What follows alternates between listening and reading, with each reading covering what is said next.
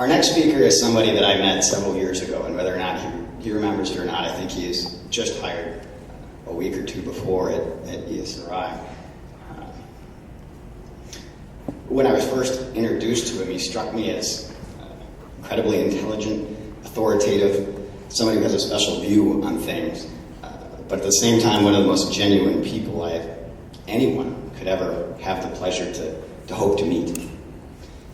One of the most challenging tasks that I find after putting together this conference, and for anybody that ever has the honor to chair this conference committee, is to find a plenary speaker that can relate to everyone and perhaps help all of us think about our profession in a different way.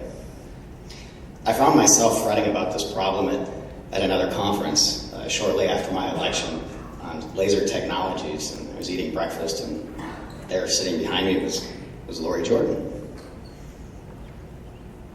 Lawrie is not just a worldwide authority on satellite imagery technologies. He is the founder, or a founder, of ERDAS, a completely disruptive technology that defined remote sensing and raster analysis for decades.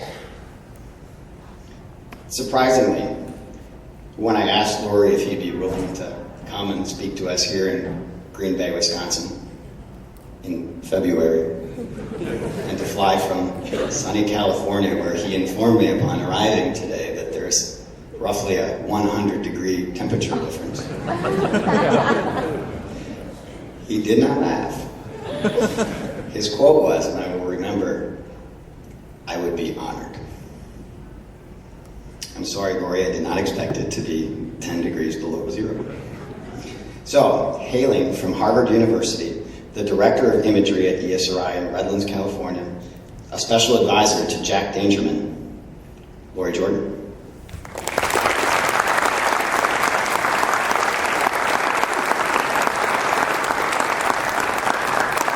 Thanks, Adam. That was a very, very kind introduction, and I'm just thrilled to be here. I ran into Adam, I guess about a year ago, at a conference, and his personal enthusiasm and passion for this was just so compelling that when he asked if I could come to this conference, I didn't hesitate. Really, really honored to be here with you. And on the good news side of temperature, I also had the opportunity to travel a lot internationally. And about the same time last year, I was in, believe it or not, Siberia, Russia. And this weather to them is springtime. This is shirt sleeves weather. So as we like to say, it's no hill for a climber. So I promised Adam I'd stay on schedule, and I don't have any notes, so I'm going to kind of extemporaneously do this. I hope y'all can see these screens, and I hope I can advance this properly. I'm going to try what I usually do and see if it works. Oh, Should be a mouse. Is there a mouse up here?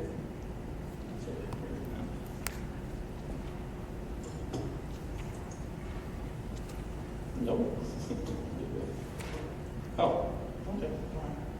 Yeah, that works. Okay, I've got a different view on here, so this is really going to be extemporaneous. Okay, so it's great to be here and to see so many young people involved in this profession. And what I wanted to do was share with you a few thoughts about the trends in the industry, the directions of the technology, and give you a couple of thoughts about where we see things headed, and some thoughts about the future. As you can see, geography is more important now than ever. It's tying everything together. It's adding context to everything that we do and in the entire world around us. I'm going to ask for your patience for just a second, because it sure would be nice for me to be able to see the screen over there.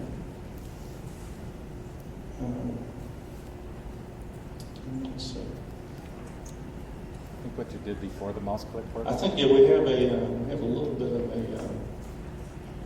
Let me see. Let's get the. We have a different view on the laptop here than we do on the screen. So if we can get that up. Normally I always get in early and set things up and test it, because the thing with me, it's always the low technology stuff that seems to fall over, and it always seems to happen.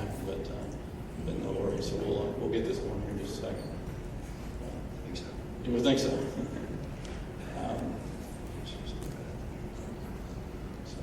You just tried it out. It worked fine. We tested this about 20 minutes ago, so. So let me just tell you what I'm going to tell you. I have 3 different areas I'd like to cover. First of all, talk about imagery. Imagery in the context of a GIS system, also LiDAR, and also 3D GIS. And so that's really what we're going to cover. We'll see now if we can get this to go forward. There we go. That's a lot better. So again, geography and GIS are more important now than ever. They do provide the context for the world around us that we live in. And GIS really is an ideal integrating framework to bring all this information together. And really it's beginning to change the way we think and the way we act and the way that we make decisions. It really is sort of its own type of, let's say, critical infrastructure to pull together information around us at many different levels. Now, because there's so many young people that are in here, I thought I'd have a little bit of fun with you and share with you a little bit of history. Because I remember when I was in your position, I was in the audience, and an old person like me would come up here and start talking, about the good old days and how we used to have to do it. I'd go into a coma, So the good news is you're only going to have to put up with about 2 minutes of this, but you're stuck to it. So I want you to see this. So this person on the left is Carl Sinix. This picture was taken about 1968 or 69 or so. Carl is really what many of us think is the true father of modern GIS systems. And this was taken at the Harvard Lab for Computer Graphics. The third person from the left, sitting down there below, you might recognize that guy. Does anybody know who that is? Yeah. That's Jack Dangermond. He is the founder of Esri.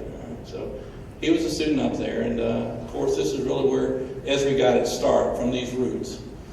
And the other reason I wanted to share some of this history with you is you in Wisconsin, and particularly the Land Information Association, have played a pioneering role in the history of all of this. And my longtime friend Ben Neiman is here. He's sitting out there, and he was one of the true pioneers, not just a co-founder of your group, but he's been a steadfast supporter of this technology forever. So this goes back almost 50 years. But I have to tell you, in the 40 plus years that I've been involved with it, it's the most exciting time of ever now. It's just, things are really just about to take off again, and it's tremendously exciting. We used to have to wrestle with getting maps out. This is one of the maps we produced. This would take all night long on a multi-million-dollar IBM mainframe computer. This is just a water layer map. It was produced with a chain printer. But this was the state of the art back in the late 60s, early 70s. And as a young student there, I would stay up all night just trying to get these simple maps out.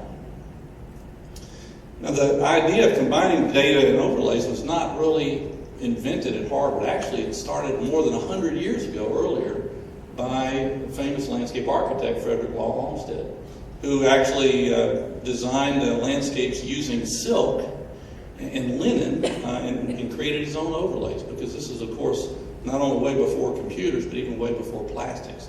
And then Warren Manning and other town planners would come up with a similar process, but this is a centuries-old approach of combining information, not new to Harvard and not new for computers. This is an article here that was co-authored by Carl and myself in 1976.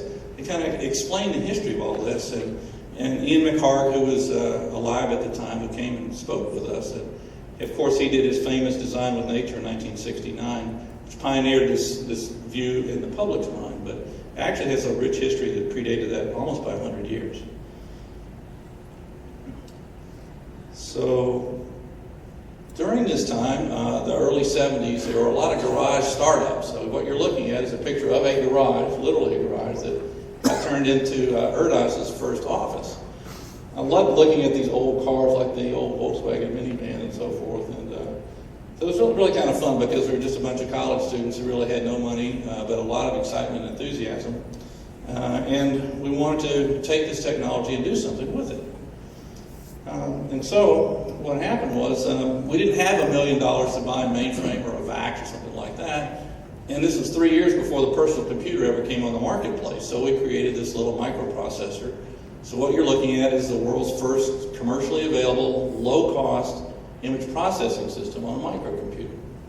And there you see a little Hazeltine terminal and a line printer map on the wall in the back.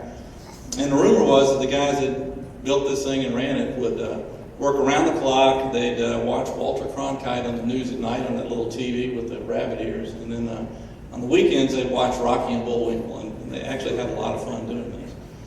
So one day, the phone rang, and it was the head of Goddard Space Flight Center, the Earth Remote Sensing Group. And I answered the phone. He says, "Is this Lawrie Jordan?" I said, "Yes, sir." He says, "You're in a lot of trouble." Oh, what did I do wrong? He says, "Well, you're telling a bunch of lies. We heard that you are saying that you can process a full Landsat satellite scene on a microcomputer, and that's a bold-faced lie.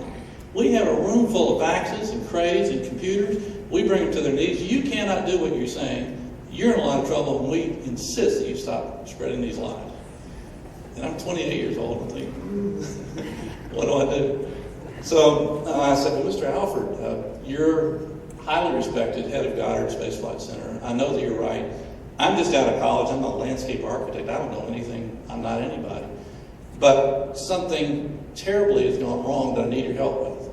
A Landsat satellite scene has gotten into my microprocessor and is processing itself and producing beautiful results. Will you please come help me fix this terrible problem?" I could hear this long silence on the phone. So he says, "Okay, blankety blank, we're coming down to see you." And so we did, and they became our first customer. So it was a fun story and a true story. And here are the guys that started the company. On the left there's Bruce Rado, Georgia DNR. The guy in the middle is Nick Faust, who created the first imagery lab at Georgia Tech. And the tall, scruffy-looking guy, well, he'll just remain anonymous. I mean, it looks kind of familiar. This is Esri's first user group meeting. Now, this is in 1981, and there were only 18 people there. It was a fun time. We were talking about whether we had a laser pointer or not. I think some kind person actually brought one to me. Don't worry, I won't poke you in the eye. My former employees gave me a laser pointer one time, and they put a label on the pointer and said, "Lawrie, do not peer into laser with remaining eye." Okay, because you see people that have these things in pointed audiences. But anyway, Jack is in this. I don't know what that's going to show. It's okay. So this is a quiz. Jack Dangermond is in this slide. His wife Laura Dangermond's in the slide. You can see Scott Morehouse, our head of engineering. I'm probably standing off to the side of it, but it was a really fun time, and there's a lot of passion and excitement about it. Of course, today the user conference is something like 16,000 people, not 18 people. But there's still just as much enthusiasm as there ever was, because there's a true passion among GIS professionals like yourself for this technology and the difference that it can make in the world that we live in. Okay, we're still doing things pretty much the same way. We capture static information, store it into layers, combine it like Olmsted and others did with computers or other things, in this sort of traditional GIS concept of operation, or CONOP. But to me what's really exciting is that whole paradigm is now changing. Geographic information is no longer static. It's really becoming dynamic and real time. We're mapping, measuring, and monitoring just about everything that moves on the surface of the Earth. With social media, with big data feeds, with UAVs and drones, all this information is creating a tremendous change in the basic nature of GIS and moving it toward the ability to support real-time operations. And I, for one, couldn't be more excited about that. GIS is advancing rapidly by merging a lot of different technologies together, cloud computing, mobile devices, bringing in big data, advanced algorithm development. And it really is a dynamically changing time that's creating new opportunities, not only for professionals of all types and in all categories working with geographic information, but it's a particularly great time for all of you as young people to be in this profession and to be looking at this as a career. And so I'm really glad that you're here and really want to commend again the association for their outreach and getting young people actively engaged.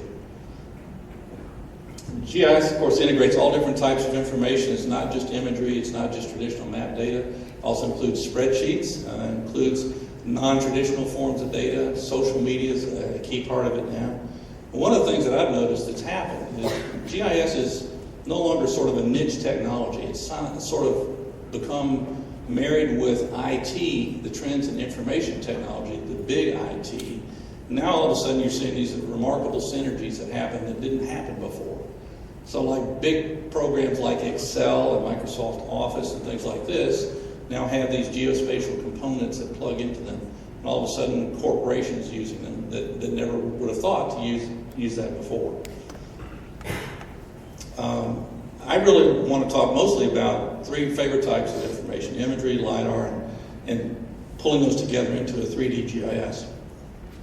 When this all started, way back when, or at least when I got involved with it about 40 years ago, remote sensing was a separate technology than GIS. One was rasters and pixel, one was vectors and topology. And the two are really very, very separate. But the truth is, they always belong together. They're two sides to the same coin. They're natural complements to each other. They inform each other, and they're really incomplete without each other.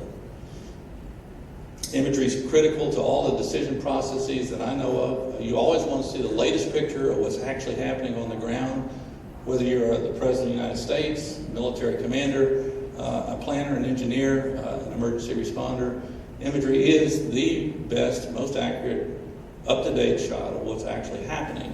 And so nearly every decision of major consequence relies on current imagery. And GIS users really, in my view, are the biggest collective use of imagery users in the entire world.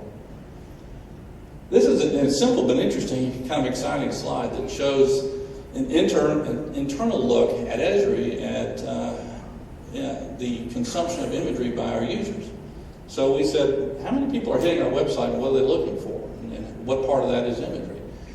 Well, that's not a typo on the left side of that graph there. That's 30 billion map requests per year, and it's doubling every year. And I think this is a couple of years old. It's probably over 100 billion maps per year, and this is just truly amazing. And if you look at the pie chart on the right, the green section, overwhelmingly the number one thing that people come to Esri for is imagery. So I've been having this tongue-in-cheek battle with I'm going to call them the vector heads across the street. That imagery is not just a nice-to-have thing. It's fundamental to GIS, and it's what everybody is interested in, and everybody understands imagery. And they kind of start, growling a little bit. And then I say, not only that, it's foundational to GIS. Where does the land base come from? Where does terrain come from? Where does everything you have to have in a GIS come from in the foundation? Buildings, roads, elevation, land cover, water, all cultural features. All of that comes 100% exclusively from imagery. So it really is the foundation of GIS. GIS doesn't exist without imagery. This is when they really start getting growly at me. And then I kind of hold off telling them that imagery is not only foundational, it's becoming the new face of GIS. And that's when they go over the edge. But I'm going to show you some examples of why I think we're right about this. Imagery comes in a lot of different forms and formats. There's scientific data, typically scientists looking at the entire Earth. There's low, medium, and high resolution vertical imagery. There's oblique imagery. Rapidly emerging information in full motion video, particularly from drones and UAS systems. Full motion video, wide area motion.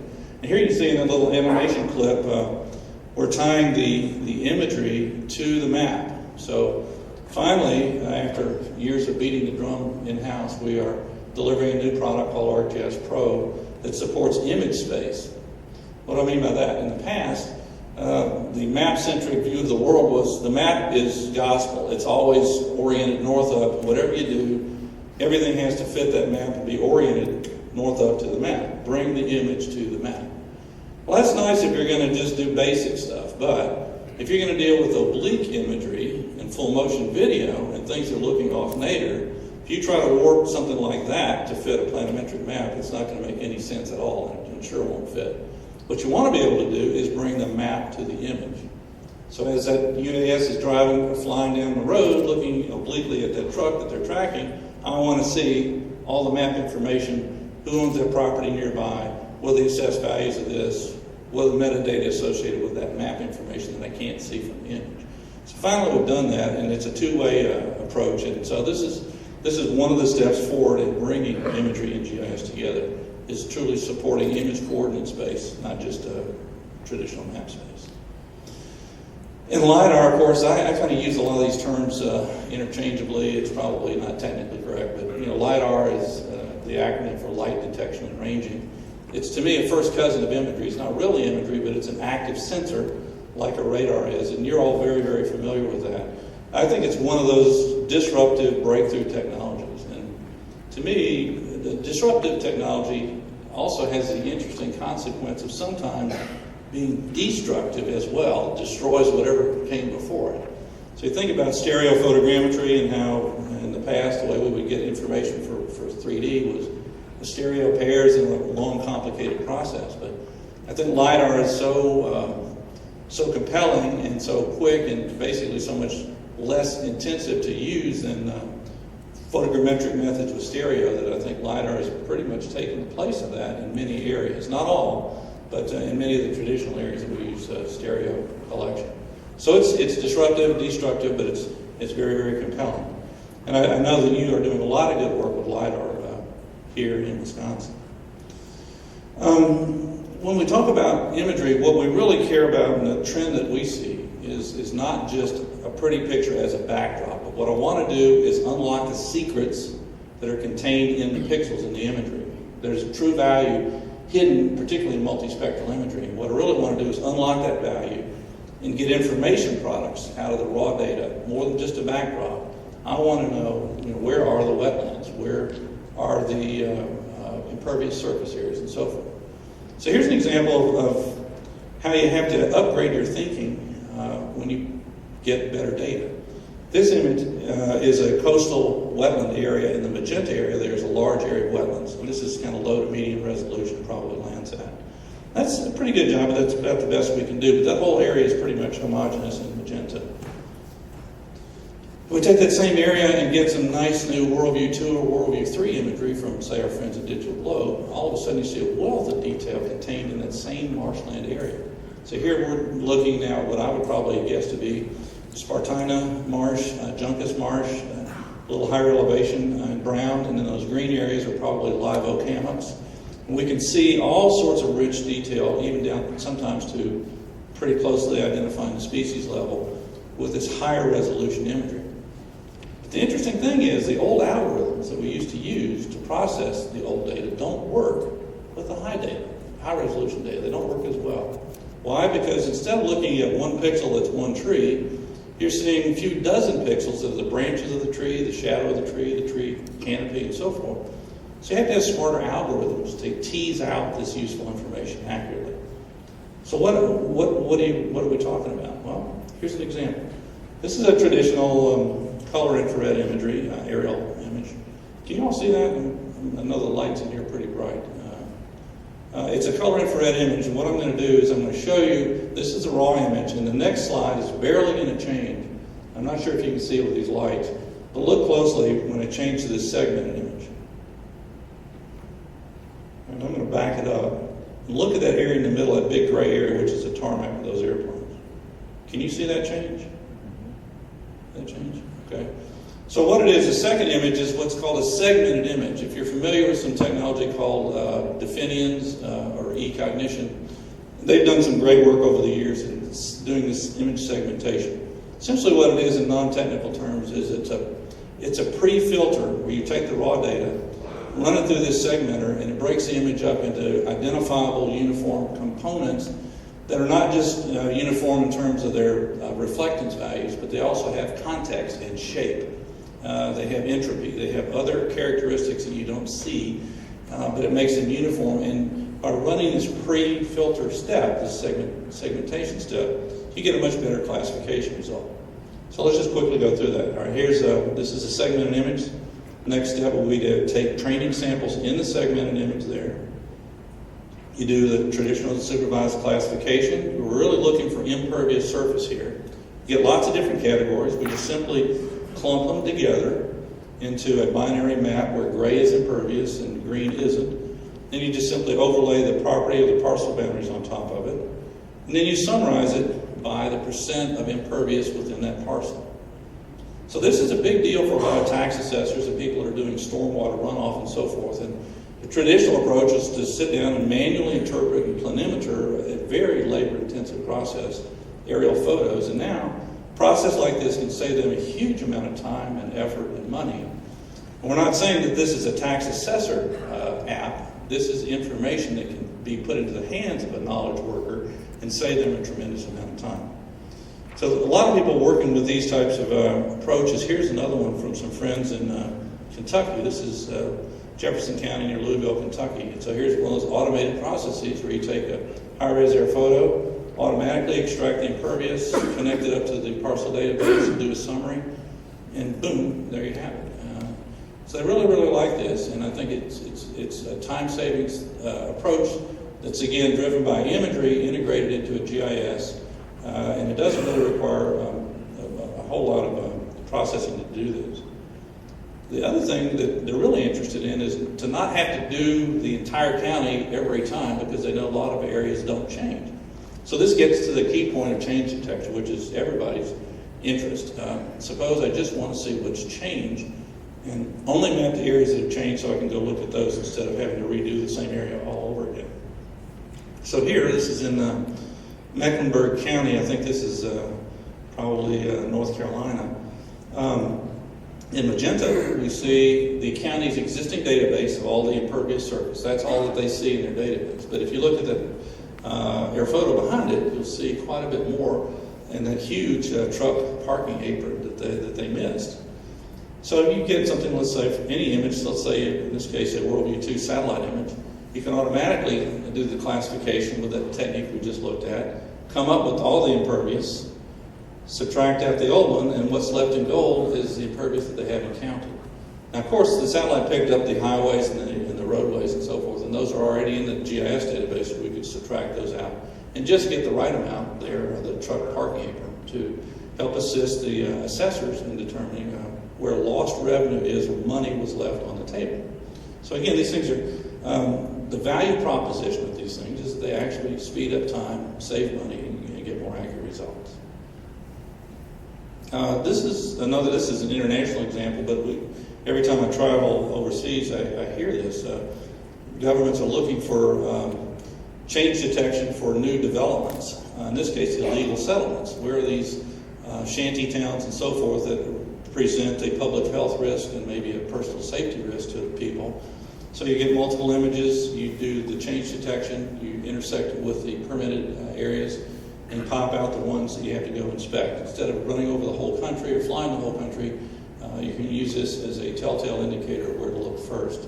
Again, a huge savings of time and money, and an example of how imagery and GIS work together.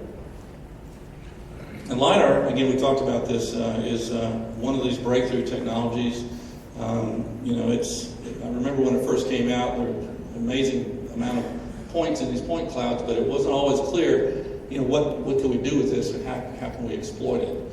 And over time, a number of companies have come up with some outstanding tools to take LiDAR and turn it into very meaningful information. You all, of course, know how it works. The sensor, whether it's an airplane or a vehicle or even inside the building, scans with an active sensor and pulses it with the laser. And it creates these multiple returns. We call the first return the bounce, essentially the digital surface model. Whatever bounces off the surface, we call that a surface model. There are multiple intermediate returns, and then the last return is what we would call a digital terrain model. So, how many of you are using LiDAR right now? A lot. So you already know the benefits of it. Pretty exciting stuff, and just to show those of you who haven't used it what it looks like. Here's a traditional paper topographic map. This is near Portland, Oregon. All right. This is a topo map. This is a LiDAR first return of a part of that map. All right. So here you're seeing individual trees, buildings, houses, roads, a wealth of detail in this LiDAR first return as a digital surface model. Then if you go to the last return, to just take away the vertical things and just go down to the bare earth, that's what it looks like. It's a huge amount of increased detail. And because the LiDAR basically is flown very quickly, the processing time on these things is very minimal. You can come up with some stunning results, stunningly accurate information very, very quickly to feed into your GIS.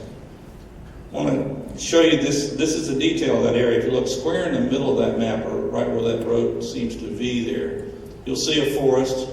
And it looks like there isn't very much in there. This is the surface model. But if you go to the last return for the same area, watch what happens. See that stream, that river? It just pops right out. So you have this wealth of information that's all coming in. It's hidden within the imagery, and you just need a few basic tools to be able to tease this out and get good information from it. So another trend that we see is the importance of simplicity. And to me, apps, there's really an app revolution going on. And these apps are one of the ways that we can take complicated technology, hide the complexity of it, percolate it up to the top in a simple thing that you can use on your phone, and have just the information that you need to answer a particular problem. These apps for GIS are coming out in great volume now. Typically, you want one that runs on any type of a platform, a phone, a tablet, a web browser. And there are a vast array of these that are coming out now. Dashboards, briefing books, story maps, web templates, so forth. But to me, the beauty of these is that it makes complicated technology simple. This is another area where I get into trouble with my friends across the street, the engineering team. We have about 800 software engineers, and they're brilliant, brilliant people. But I'm over there, and it's 1 against 800. I'm saying, we need to make this simpler. We need to make it easy. For non-experts, there are a lot of people who could get the benefit of all this technology if it were just easier to use. And so, sometimes you get confronted with, well, we don't want to dumb it down. And I said, wait a minute, making it simple and not making it dumb, two completely different things. It's difficult to make things simple. In fact, it takes a lot of elegant engineering to hide the complexity.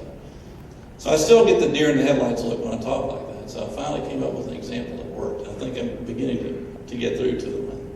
So I use the example of the car navigation system, a real world example. So my wife, I love her to death. She's a remarkable woman, but she's really not into technology at all. So whenever she wanted to go anywhere, she'd ask me for directions.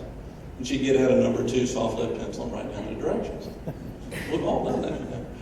One day, just for fun, I got a little Garmin Nuvi GPS and put it in her car. And it was so simple and easy to use. She picked it up immediately, figured out how to use it. It has a female voice inside of it with a British accent. So this is her new BFF. She loves this thing. And in fact, when we're driving along and I'm talking and the GPS starts talking to her, she tells me to shut up. That's a true story. So what can be simple? It knows where she is. She says that here's an address and it takes her there. All right? If she gets lost or decides to go a different way, it'll growl at her for a minute, bark a little bit, recalculating, and it just takes her there. All right? This is what I call the illusion of simplicity. The illusion of simplicity. Because what she doesn't see, thankfully, are 4 of the most complicated technologies ever invented by man making that work. You've got a constellation of a few dozen satellites, 20,000 miles up on orbit, going 18,000 miles an hour, triangulating with each other 1,000 times a second. They're transmitting through the atmosphere, which is an enormously difficult physics problem. While all that's going on, the Earth is turning. While that's going on, she's driving her car. Her car is moving. And her car is moving at a variable rate of speed. And it's being tracked on a topologically structured vector network, street network. And it's got a geodatabase with the fire stations, the restaurants, the police, and so forth. And then it's got advanced routing algorithms. You want to go the fastest distance. You want to go the shortest distance. Luckily, she's not asked to do a mashup or a Python script or any of that stuff. It just figures it out. So I tell our engineers, I said, look, we can take enormously complicated technology and make it simple. And when you do that, what happens? All of a sudden, people fall in love with it and they use it. That's what I think is one of the key trends and vectors in GIS right now is this whole idea of making things simple, not dumbing it down, not doing away with the sophisticated stuff. If you want to get to it, you can peel back and get down to that lower level. But I think this is a key trend. And, we are now focused on this pretty heavily. We have a whole new team that's doing this. People can build their own apps. You don't have to be a programmer. You can click these things together with these widgets. They're like Legos. You can, without any technical background, put together your own apps, even put it in this app studio. And my favorite one, which has really gone viral on us, it's really amazing, is the story maps. Has anybody seen Esri story map? Can you use one? These things are just hot as wildfire. And this is one of the most dangerous things I think that Jack Dangermond never did. This broke rule number one of business. We have these wonderful business partners, about 2,000 of them, and one of them is the National Geographic Society. They do absolutely beautiful work. And their chief cartographer is just the nicest person you'll ever meet, named Alan Carroll. Well, one thing led to another. Jack couldn't resist the temptation. We hired one of our partners' best people, Alan Carroll.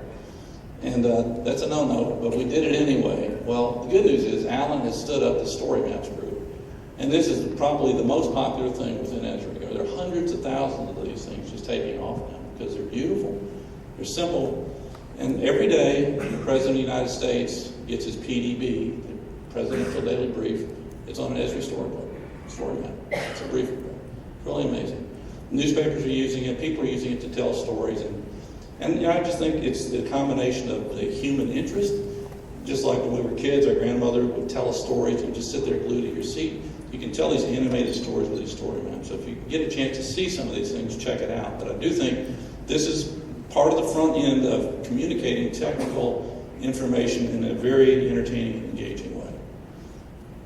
The cousin to that is how do you manage content presented to the public? So there's this thing that we call a portal. I don't really like the term portal, but essentially it's a content management system for organizations like state and local governments to manage their geospatial information, make it available publicly, and typically the front end of it might be something like a modified story map. Particularly if you have to have citizen engagement, if you have taxpayers who have a right to have access to information, they're interested and they want to share it, they want you to share it with them. What are the tools to make all that data open and engage your citizens? So there's big activity, again, going on with that. I know I'm probably running a little bit out of time, so I'm going to pick up the pace here a little bit, Adam. I'm sorry. So I'm going to wrap up with 3D GIS. It's my favorite thing. About 20 years ago, I gave a talk at a mapping conference, and the conference title was The Future of Mapping, and the title of my paper was The Map of the Future, just like it is today. And I started out by saying the map of the future is not a map. It's not a map at all. It's an intelligent 3D image. They can fly through, interrogate, analyze, get useful information, take me anywhere in the world, and tell me all about it right now. And ultimately, I'd like to have it as a wearable appliance. Well, the sponsor of the conference gave me the raised one eyebrow look, then the deer in the headlights look, and then he said, maybe I ought to go home and get some rest, switch to decaf quickly. We're not buying that. So, well, here we are, and I really believe that 3D, photorealistic 3D imagery is becoming the new face of GIS, and for a lot of good reason. So why should even bother with 3D GIS? Well, first of all, it helps us understand because people can understand images better than vector maps. Other than all of us in this room, we know if you had a topo map, we could all figure out which way the water flows on a topo map. But outside this room, none of the citizens here in Green Bay could tell you which way does the water flow. But if you gave them a 3D model, they'd instantly know, hey, it goes downhill, and that's that way. You get that. So it's easy to understand 3D. It helps us communicate better. And there's certain problems, particularly in urban areas, that can only be solved with 3D. You can't solve a 3D problem in 2D. So some really exciting things that are happening with this. The difference is a lot of traditional approaches would focus on just a beautiful picture. So here's a beautiful picture of a 3D city. But what's really important is not that picture. It's the information model that's behind it, because that information model is where the secrets of analytic information lie. And that's what we want to be able to do, is unlock the power of that and share it with everyone. Do the analysis. It's beyond visualization, includes analysis at many different levels. You almost can't not look at the 3D thing every time I see this thing in the lower left corner. And that's, I think, zooming into our San Diego user group meeting. Instead of seeing a 2D vector map, I just want to fly right down that street, right down the gas lamp district, and take a look at it and see if I can figure out where, we can find a nice place to go to dinner. So it's really quite remarkable. I'm going to show a better example of that in just a minute. 3D base maps, these are coming out now. This is a little bit older slide. We're going to call these base scenes. So in addition to all these imagery maps and topo maps and contour maps and other things we have in ArcGIS Online, we're now coming up with an entirely new family of 3D global base maps. And what do those include? Well, it's an worldwide elevation map, fairly high resolution in some areas. 3D cities base map, at multiple levels of detail. So sometimes you want a coarse level of detail, sometimes you want photorealistic level of detail. Sometimes you want to take away that detail in order to see the analytics more clearly. Now, the next slide is going to be a video clip done by some good friends of Bergman Engineering, and it's pictometry data. They're happy to see them here. They're very good friends of ours. It's a beautiful example. Even though it's a couple of years old, I'd love to show it because it shows a great integration of different types of imagery into a 3D web scene that allows you to do 3D analytics dynamically. And this is actually used in public engagements and town hall meetings to assess, in this case, Rochester, New York, what the impact of proposed new developments on the city master plan would be. So with a little bit of luck, we'll get this video clip to play. We'll see if it works. There we go. All right, so this is pictometry data. It's beautiful. It's just like you're there. This is actually the city of Rochester from pictometry's oblique imagery and 3D building extraction. It's a web scene, a web viewer, where we can say, all right, show me the new buildings only. You can turn them on and off. You can basically go to an area where a new building is, like that white one, and say, what did it look like before and after? Just give me a quick view. I want to swipe back and forth and see, what does that look like from my window or my house or my neighborhood? So these are all dynamic. It doesn't require any programming software, just a bunch of simple little buttons over the web that you can do this stuff dynamically and see consequences of different types of plans.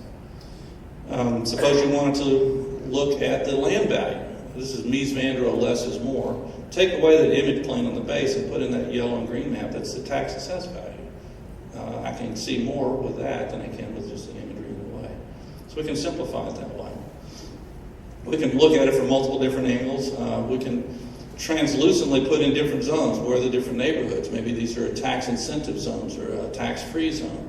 What about neighborhoods? What about individual parcels? Suppose I wanted to see every single parcel. This is where it's all connected back to the database. So it's not just a picture, it's that information model we talked about underneath that gives us the power. I've had an idea about drone zones. Just the other day, FAA announced their drone regulations, and I'm thinking, wouldn't it be cool to have a 3D drone zone, a fly, no-fly zone for that? Perfect example of GIS in 3D that you just can't do in 2D. And this is my favorite. As a landscape architect, we used to do these plans with China markers and pencils and everything. We could never do anything like this. We could move it around, change it, analyze it, tweak it, really have fun with it. So, there's an enormous number of things that you can do with this technology, and basically this is not futuristic stuff, it's stuff that's available today. So I'm running kind of late. I'm going to end up with the slide that I started out with, and I really do believe, and I think you probably agree with me, that geography and GIS are more important now than ever. We want to use these things to make a better future for us and our families. I really want to commend WLIA particularly for their education outreach, not just a great history going back to the 1980s and earlier, but the education outreach and the participation by a lot of young people like you. It's the future of GIS. You are the future of GIS. Together, it adds up to being able to building a more resilient nation using the best technology that we have, the best people that we have, the best thinking that we have. I'll wrap up with one of my favorite quotes that we borrowed from someone else. And that is, the best way to predict the future is to invent it. So, thanks very much.